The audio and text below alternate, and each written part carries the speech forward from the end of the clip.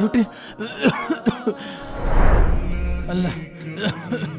বাবা প্রত্যেকদিন স্কুলে যাওয়ার সময় যেভাবে 20 টাকা করে দিতে ওই টাকা দাও, আমি আপেল খাবো। আচ্ছা ঠিক আছে দাঁড়া, এই নে 20 টাকা। বাবা তোমারও কিন্তু আপেল খাওয়া লাগবে। আচ্ছা ঠিক আছে, খাবো না, যা।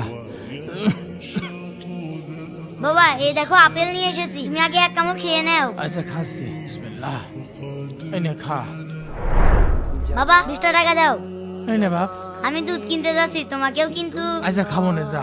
আচ্ছা বাবা এই নাও দুধ নিয়ে এসেছি, আরে খাও।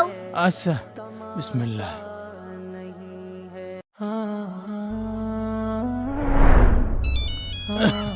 কিটা ফোন দিল স্কুলেতে? হ্যালো, আসসালামু আলাইকুম। আপনার ছেলে আব্দুল আওয়াল এক সপ্তাহ স্কুল আসে না কেন? কি? তার মানে আমার কাছে মিথ্যা কথা বলেছে? ঠিক আছে স্যার, আমি দেখছি।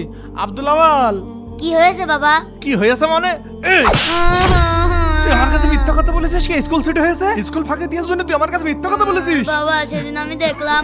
আপনার শরীরে অনেকগুলো রোগ বাসা বেঁধেছে, ওষুধগুলো লিখে দিচ্ছি, ঠিক মতো খাবেন আর একটু ফলমূল খাওয়ার চেষ্টা করবেন। ফলমূল খাওয়ার টাকাই তো নেই স্যার।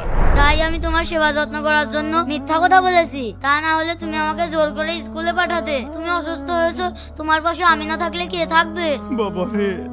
বাবা যারা আব্দুল আওয়ালের মতো বাবাকে ভালোবাসে